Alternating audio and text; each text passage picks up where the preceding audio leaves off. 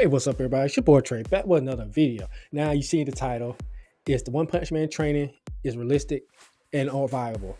Now, what I mean by the One Punch Man training is from an anime called, as you guessed it, One Punch Man.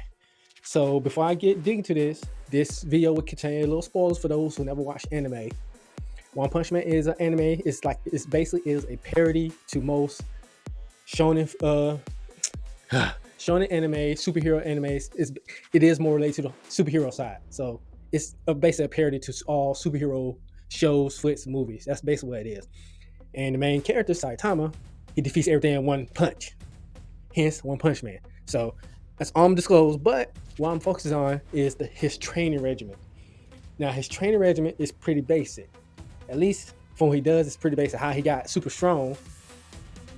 The training is 100 push-ups, 100 squats, 100 sit-ups, and a 10K run, which is 6.2 miles every freaking day. Yes, you heard me say it. 100 push-ups, 100 squats, 100 sit-ups, 10K run every day.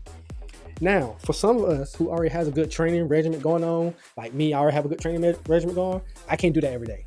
That's too basic. It's not enough variety. But for those who don't have much, who have a lot of time on their hands, particularly people who are teenagers, older people who are retired, if they can still exercise, by the way, and people who I would say probably don't have much going on for themselves, who don't, just like I said, have a lot of time on their hands. You can do this. So I'm going to describe some different things you could do, because out of all four of those things, the only one that is the most straightforward is the squats. It's really nothing you can change the squats out with unless you want to do deadlifts. But like I said, all this is full-blown body weight.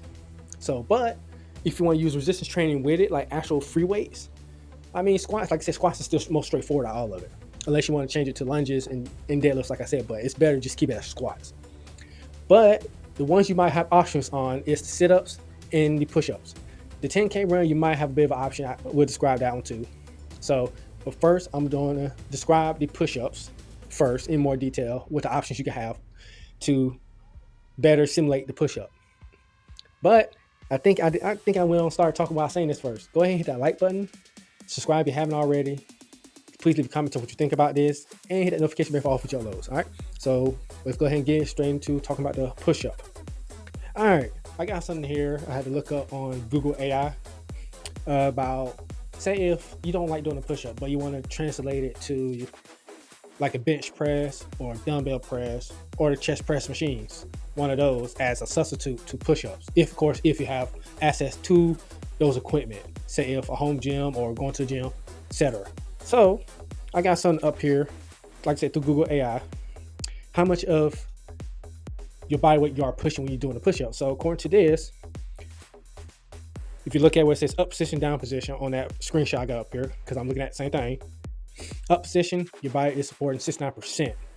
While you're in down position, you are supporting 75% of your body weight. So if one good rule of thumb, knowing me, I'm probably going to say realistically, you're doing 70% of your weight while you're doing a push-up. So for me, for somebody like me, in case I choose to ignore doing a push-up and actually do bench press, dumbbell press, chest press, 10% of 230, at least for me, that would be 161 pounds. If I wanted to convert that to kilo, give me a second. Sometimes I know my weight in kilos right off the bat, but that number, that is 73 kilos. So that's 73 kilos. So 161 pounds in doing a bench press 100 times, because that translates to 100 push-ups with my own body weight. So same thing with the dumbbell press, but with dumbbell press, you got to do a little bit less weight because you're wasting more energy on the balancing side of it. That's why. So with dumbbell press, I would say 140, 150 would be good. In other words, a pair of 70s, a pair of 75s will be good. Chest press, depending on which machine you use, some of them seem heavier. I wouldn't recommend using chest press. So let's go with the bench press and dumbbell press. So that's for anybody who wants some variety and don't have to stick with the actual push-up itself, just the regular normal push-up. Now, if you're doing knee push-ups, I think I have another screenshot here. Let's say something about a knee push-up. I think, actually, I don't even have it, but I remember seeing it. It showed it was 50%.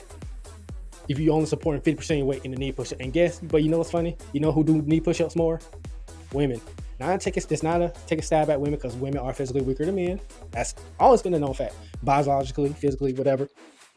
Most women do need push-ups. So if a woman wanting to do this training, I need push-ups will be viable for her. But for men, no. We need to be doing regular push-ups or doing, like I said, the other option if you can't stand doing push-ups each and every day, bench press, dumbbell press. And like I said, with my weight, since I'm 230, I have to do 160 bench press. Same thing with dumbbell and 150 dumbbells. Like I said, dumbbells, you're doing more balance on each arm, and of course, it also shows which arm is weaker too. So that's another thing. So yeah, that's it. I think that's it for the push-up. So push-up, you got options for the push-up part. Oh, let's move on to the crunches. Well, actually, I could probably. Well, no. All right, now with squats. Squats is still straightforward. You could just do bodyweight squats, or you could just do goblet squats, sumo squats, and it's not very much variation with that. With two of them, you just adding a little weight. Hell, even barbell squats, it ain't gonna make that much of a difference. So squats, there's no difference really.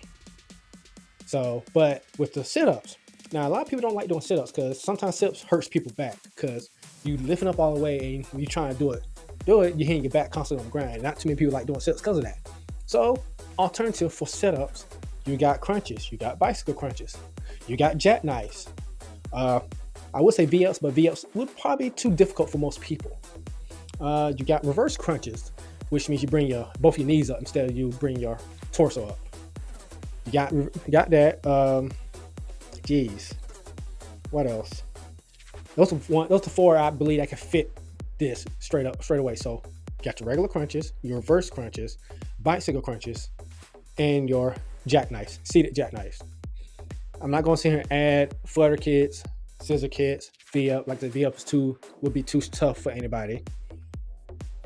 Hell, so you got those four options that best signify, because sit-ups is a core workout. So why not replace it with those four? So that gives you a little bit more variety. There are a couple more core exercises I can think of that can translate like a sit-up I can think of, but those are four that always come to mind first. So you got options with that, because still doing 100 of those, you're not straining your back out like you would in a sit-up, even though the sit-up is not working your back, but it still kind of puts a little strain on your back.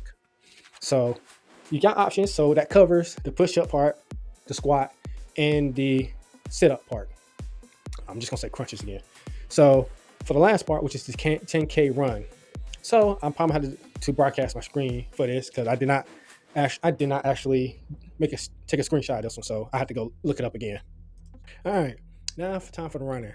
Now I got a screen up because you got a lot of people who hate running, but you got people who prefer to walk, hike, which is basically power walking, and cycle or bike. So you got options on the 10K run part.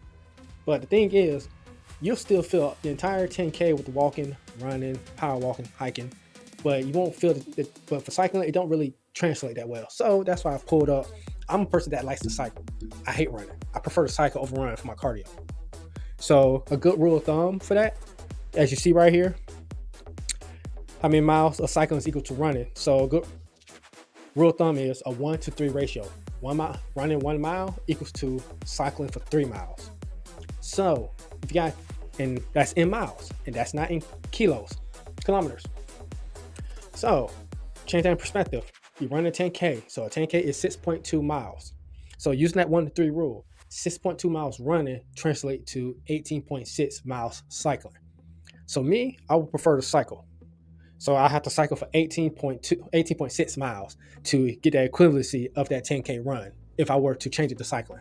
Because hiking, walking, I can easily do that, but I know it'll take me an hour and a half to do that because I go hike speed. I actually walk at a 3.5 mile, 4 mile hour pace for an hour and a half to do that. So that's why I could do the 10K within an hour and a half. So if I were to power walk or hike, but cycling, I could do that easily. I could do 18.6 miles. I have a trail by me. If I do the round trip, it is 7.8 miles. No, that's one way. Round trip would be 15.6. So it'll put me short by 3 miles, which I can just go on one part and just add extra miles that way, which is I can easily do. So this is, like I said, I'm just putting this out for people who might try the training. I am going to do the training, and the best only probably can fit this in once a week. I can't do this every day. because I'm the type of person, I already have a routine. I like my variety. I have specific days how I prefer to do things, and this I can probably fit in on a Saturday because that's the one day I like to go to the trail. So I can actually fit in on days I can go to a trail. So I think it's like I said, for somebody who has a lot of time in their hand, they can do this every day. Even if they don't got no equipment or anything, you got the simple push-ups, squats, sit-ups, and 10K run. Like I said, it's 100 each. But this is the One Punch Man training. I will post my video where I actually do the 100 push-ups, 100 squats, 100 crunches. I'm saying crunches, not sit-ups. And the 10K run, even though it's most likely going to be a 13K bike. That's basically what it is. A 30K, I said 13. I meant 30K bike, which I got no problem with. So this is, hold on, I'm going to go ahead and put this down real quick so I can go to the end screen. All right. This is it for this particular thing. Like I said, I will post a video of me doing this once a week. I'm going to try to anyway, if I don't have too much anything else going on. Because like I could probably squeeze in this training once a week. I can't do it 7 days a week. I can't do it. I don't have that kind of time, especially with the 10K run part. I don't have that kind of time because I hate running. I prefer to cycle. I do have an exercise bike here in case I can't, say like the weather permits, then I have to do it on exercise bike, which I do have one, which I got no problem with doing. I just hate running. I have a treadmill too, but I just hate running. Trust me, I just hate freaking running. But anyway, this is the end of the video. If you made it this far, don't forget to hit that like button. Don't forget to subscribe if you haven't already. Please leave a comment, tell me what you think. Like I said, I will post a video of me doing this, and I'll make sure I'm accurately counting all my push-ups, my squats, my crunches, and show us like a screenshot of my 10K run or hike or biking. If I have to, I'll record a video of me biking. That's what I'll probably do. That'll probably be just as accurate. But anyway, that's it for me. I'll catch y'all on the flip side. Y'all have a good one, and peace.